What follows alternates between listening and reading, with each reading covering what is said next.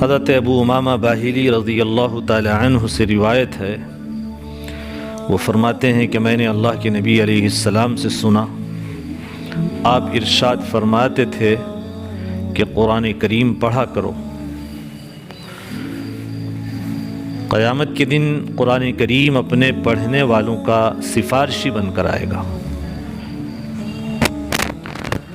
خاص کر دو صورتیں زہراوین یعنی قرآن کریم کی دو اہم نورانی صورتیں البقرہ اور آل عمران پڑھا کرو، وہ قیامت کے دن اپنے پڑھنے والوں کو اپنے سائے میں لیے اس طرح آئیں گی جیسے کہ وہ ابر کے ٹکڑے ہیں یا سائبان ہیں یا صف باندھے پرندوں کے پر ہیں۔ یہ دونوں صورتیں قیامت میں اپنے پڑھنے والوں کی طرف سے دفاع کریں گی۔ آپ علیہ السلام نے ارشاد فرمایا، پڑھا کرو سورہ بقرہ، کیونکہ سورہ بقرہ کو حاصل کرنا بڑی برکت والی بات ہے اور اس کو چھوڑنا بڑی حسرت اور ندامت کی بات ہے،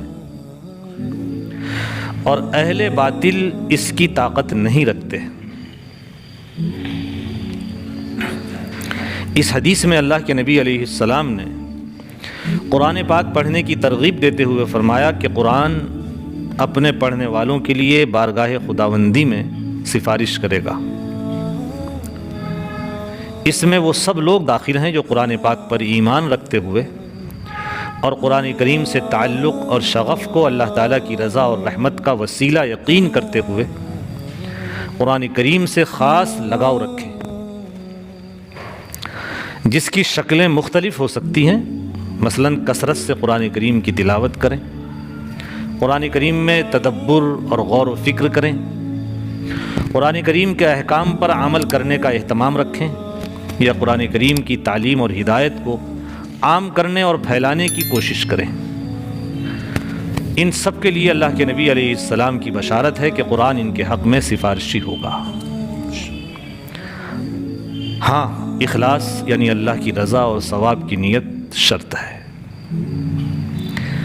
اس حدیث میں قرآن پاک کی قرات اور تلاوت کی عمومی ترغیب کے بعد اللہ کے نبی علیہ السلام نے سورہ بقرہ اور سورہ آل عمران کی تلاوت کی خصوصیت کے ساتھ ترغیب دی ہے اور فرمایا ہے کہ قیامت میں اور حشر میں جب ہر شخص سائے کا بہت ہی محتاج اور ضرورت مند ہوگا، یہ دونوں صورتیں بادل یا سایہ دار چیز کی طرح یا پرندوں کے پروں کی طرح اپنے اصحاب پر سایہ کیے رہیں گی اور ان کی طرف سے وکالت اور جواب دہی کریں گی۔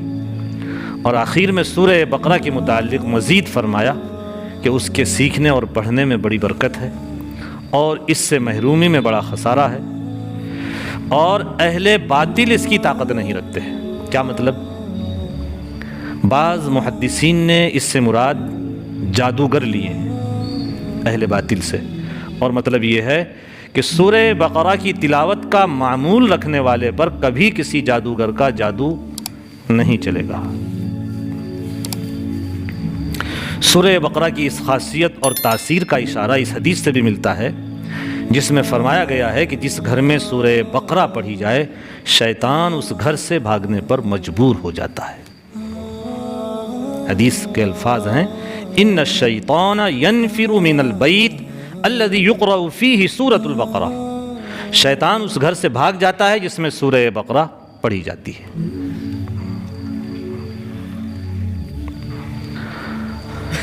یا اللہ۔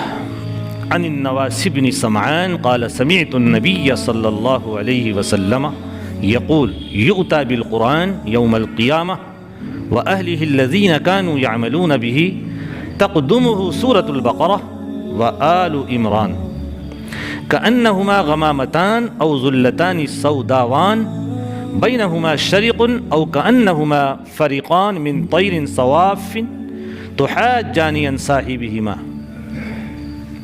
حضرت نواس بن سمعان رضی اللہ عنہ سے روایت ہے کہ میں نے اللہ کے نبی علیہ السلام سے سنا، آپ فرماتے تھے کہ قیامت کے دن قرآن کو اور ان قرآن والوں کو لایا جائے گا جو قرآن کریم پر عمل کرتے تھے۔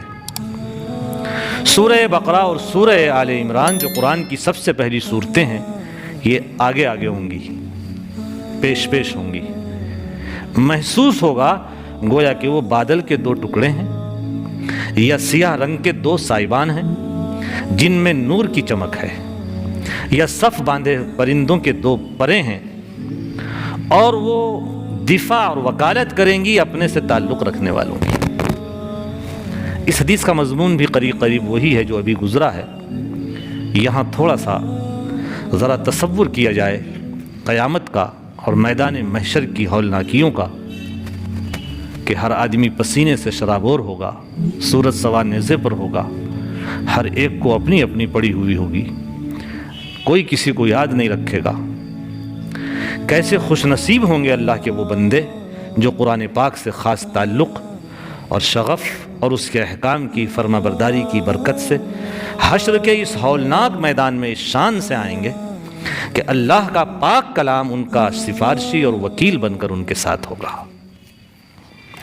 اور اس کی پہلی اور اہم نورانی صورتیں سورہ بقرہ اور سورہ آل عمران اپنے انوار کے ساتھ ان کے سروں پر سایہ فگن ہوں گی۔ ان احادیث پر مطلع ہو جانے کے بعد بھی جو بندے اس سعادت کے حاصل کرنے میں کوتاہی کریں، بلا شبہ وہ بڑے محروم القسمت ہیں۔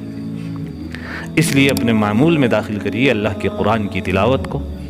قرآن سفارشی ہوگا، اپنے پڑھنے والے کی سفارش کرے گا، اے اللہ یہ مجھے پڑھتا تھا، آپ اسے جہنم میں مت بھیجیے، جنت میں بھیجیے، میں اس کی سفارش کر رہا ہوں۔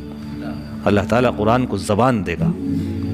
اور اگر اللہ نے وقت دیا ہے تو سورہ بقرہ کی تلاوت کو اپنا معمول بنائیے۔ اس کا ایک فائدہ تو یہ ہوگا کہ وہ قیامت کے دن نور بن کر آئے گی، سامنے صائبہ بن کر آئے گی، اور ایک فائدہ دنیا میں یہ ہوگا کہ جادوگر کے جادو سے، جنات اور شیاطین کے اثرات سے وہ گھر محفوظ رہے گا جس میں سورہ بقرہ پڑھی جاتی ہے۔ ابھی اللہ کے نبی علیہ السلام کی حدیث آپ کے سامنے آئی، شیطان اس گھر سے بھاگ جاتا ہے، شیطان جنات، جس گھر میں سورہ بقرہ پڑھی جاتی ہے۔ بزرگوں کا معمول ہے کہ اگر کسی کو جنات پریشان کرتے ہوں یا کسی گھر میں جنات کا خدشہ ہو تو 41 دن تک سورہ بقرہ وہاں پڑھی جائے، انشاءاللہ وہ سب جنات اور شیاطین اس گھر سے بھاگ جائیں گے۔ اللہ تعالی ہم سب کو نیک اعمال کی توفیق نصیب فرمائے۔ وآخر دعوانا ان الحمد للہ رب العالمین۔